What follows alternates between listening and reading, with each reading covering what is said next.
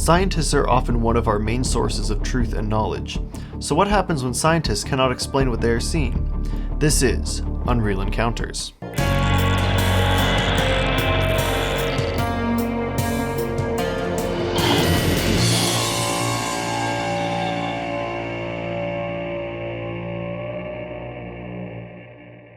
Welcome back to Unreal Encounters, where we examine the mysterious and the unexplained, and talk about possible theories about what may be happening. I'm Paul Hintz, and I'm joined here today by Josh and Lindsay once again. Hi there. And we are talking about the Lubbock Lights today. Now, before we started rolling, you were saying you know where Lubbock is. Yes, I'm from Texas. I grew up there. I don't know about the Lubbock Lights, though. Really? I am ashamed to my home state. Well, you wouldn't have been alive when they happened, so Okay, there we go. at least it's not something you in your lifetime. All right. Yeah. What about you, Josh? Have you heard anything about the Lubbock Lights or Lubbock, Absolutely Texas? not. But when in Texas, do as the Texans do in Lubbock, that state. It was August 25th, 1951, in the small town of Lubbock, Texas. Several professors from Texas Technological College were enjoying a night out when they saw something in the sky. As they looked up, they noticed about 20 to 30 lights traveling in an odd formation. They were about as bright as the stars around them, but moved together. The professors talked amongst themselves, trying to figure out what they had seen. They ruled out meteors since the lights did not have streaks behind them. That night, 3 women also saw the lights and claimed they flicked in and out as they traveled overhead. A few months later, in September, another group of college professors, also from Texas Tech, saw the lights. They said the lights were about the size of a dinner plate and had a greenish teal color. They estimated the lights themselves were traveling around 600 miles per hour and about 2,000 feet off the ground. All in all, there were many witnesses to the Lubbock Lights. Interesting. Okay, I have heard about these instances where like people have seen like strange, unexplainable lights. So didn't know about that. But I didn't know that there was like a connection or anything like that. But that's interesting. Thoughts? Yeah, no, I'm just amazed that like somebody was able to figure out what they thought the height of these lights were and how big they were. We're college professors. I'm like, who looks at a light and goes, that's about the size of a dinner plate? People who like physics. I'm like, that's mind-boggling to me that someone just figured that out. Yeah, well, I think from what I could understand, they could see that they were over clouds, so they were over above like a certain level of clouds, and so they're like, oh, that type of clouds, it's about 2,000 feet off the ground. And that's how they sort of gauge that they're like, okay, it's about this, it has to be at least this because the cloud is so high. That makes sense. But yeah, a bunch of college professors just sitting on the thing going, whoa, what is that? On August 30th, 1951, a Carl Hart Jr., who was a freshman at Texas Tech, saw the lights in the sky and grabbed his 30mm Kodak camera. He snapped 5 pictures of the lights as they passed overhead. After getting the film developed, Hart took the images to a local journal who published them. The images quickly circulated the nation, and everyone began to wonder what had flown over Lubbock, Texas. So for you guys, Oh, they were in formation. these are the Lubbock Lights. Wow. That's So really these cool. are the several pictures, and you can see there's more like the same down here. Okay, that's different from what I was imagining.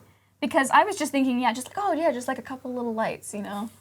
Like, just Yeah, kind it was like a full-on triangle of no, lights. it's like a flock of geese that have somehow gone, bioluminescent. Bioluminescent geese. Yes, that's the explanation. Sounds believable to me. More believable than aliens, right? The Hart photographs were put up against some intense scrutiny as they circulated the nation. Edward J. Ruppelt from Project Blue Book, an investigation by the U.S. government into UFOs to see if any proved to be a threat to the country, looked into the photographs. After an extensive analysis, they came to the conclusion that these pictures could not be proven as a hoax. They also didn't want to rate them as genuine, since there's no real way to say that these photographs were real. So are we thinking that this is like the underside of like a, triangle-shaped ship that was like flying overhead sort of deal, like the kind of lights on the bottom that are kind of, like flickering in and out, I think that's the implication. Okay, there we go. Looks cool. Yeah. Yeah. And like that kind of a ship would be aerodynamic and fun. I don't know why someone would pick that shape, really, because it doesn't seem like it would support much life, depending on how big it is, you know? Yeah. But granted, if they saw it from that high up, it could have been quite a bit of a big ship, and that was just the front, or just part of it that was lit. Yeah. Now, for the first time this season, we will examine some possible theories as to what the Lubbock Lights could have possibly been. Our first theory is that the Lubbock Lights were a flock of plovers. The city of Lubbock had just installed new streetlights called vapor lights, and several hypothesized that these new lights could be casting light up into the sky, and the birds were reflecting these lights on their migratory path.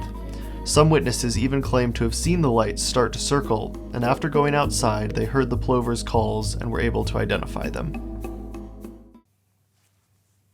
See what? See. So you weren't that far off with Yes. bioluminescent geese. Hey, there we go. And I didn't even know about the vapor lights. Logic. Reflective geese. Yes, reflective plovers.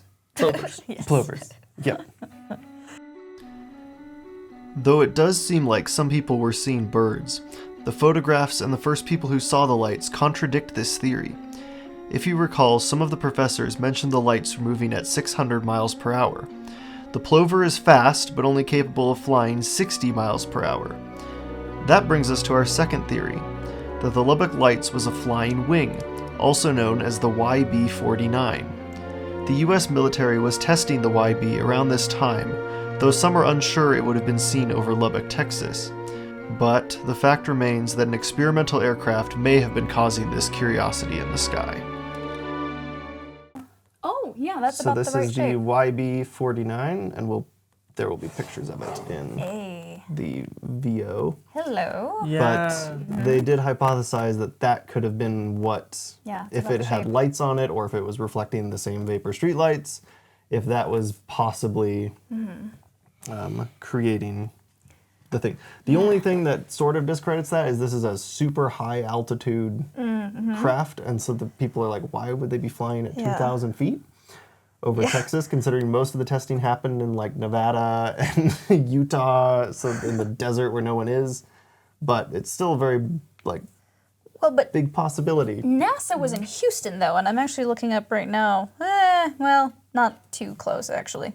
But it's 9 hours apart. It's an airplane though. Yeah, it's an airplane, yeah. So airplanes can go in a high altitude airplane too. Yeah. So maybe it flew from Houston, Yeah. over Lubbock. Maybe they If were having testing problems. it there. Yeah. Yeah, and honestly, if you were to test something like that, you'd want to make sure it can function in lower altitudes, even if it's made for high Yeah. altitudes. That's true. Either that or they are supersonic flying glowing plovers. You still really like this bird theory, I'm gonna huh? make a supersonic bird out of you. Our third theory is a classic, that the Lubbock Lights is an alien spacecraft visiting our planet. There is very little to support this as a theory, but it is still out there due to the fact that many think the craft was much larger than a plane, and the lights were not of this world. Many eyewitnesses were confident that what they saw did not fit the official explanations that we have talked about so far, and led many to suggest that it was in fact extraterrestrials. So, there's still a few little like loose ones that you're like, well, maybe it wasn't plovers or a thing, maybe it was an alien craft. Yeah. Because a lot of people are like, why would the plane have so many lights on the bottom? Like, why make a secret plane and put like 30 lights on the bottom of That's it? true. That's kind of a dumb design choice. And if it's the birds, how are they going 600 miles per hour? So it's the supersonic birds. So it's either supersonic birds or aliens. Which is more likely? That's the question. That's the two options that we have here, I folks. think the birds would die at that speed. Yeah. Well, who's to say that they didn't? Maybe they did. They were burning out of the atmosphere, so they didn't- These poor plovers. but they birds kept burned in up on the line tree. to their deaths. They stayed in formation until the very end. Oh no.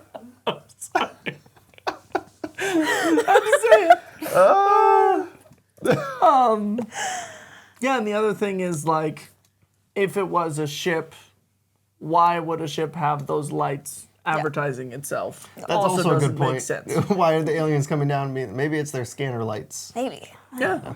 That's fair. But what I think is odd is that the people were like, no, it didn't look right. It didn't look like any of these theories when they saw it. They're like, they looked abnormally weird, which makes me think reflective. Because reflective, it looks very different from regular light. Yeah. So I wonder what that could have been. Maybe it was something to do with reflective lights, maybe on birds, maybe not. Yeah. One interesting thing to note as well, and I don't know if I put it in the script at some point, we talked about the vapor lights were the new lights that they were using. Yeah.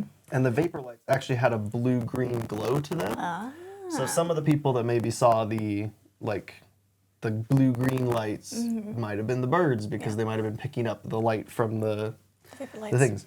Honestly, what fascinates me with this one is the fact that so many people saw like several different iterations of lights. Yeah. And it's like, it's probably likely there was a few different like things that happened. Like maybe some people saw birds and some people saw the plane, or maybe some people saw aliens. Like, It's a busy night in yeah, it's a Lubbock, busy night in Texas. Lubbock, Texas. Yeah.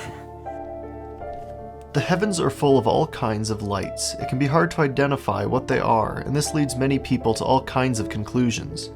What did the people of Lubbock see? Was it something as simple as a bird? Was it a top secret plane? Or something not of this world? It is possible that all of these theories may have worked in concert to create what was seen that night. We as humans will stay fascinated with the sky until maybe one day we find the answers to the questions right in front of us. Well, that brings us to the end of our episode. Thank you so much for watching. Make sure you like and subscribe, and we will see you in the next videos. Stay curious.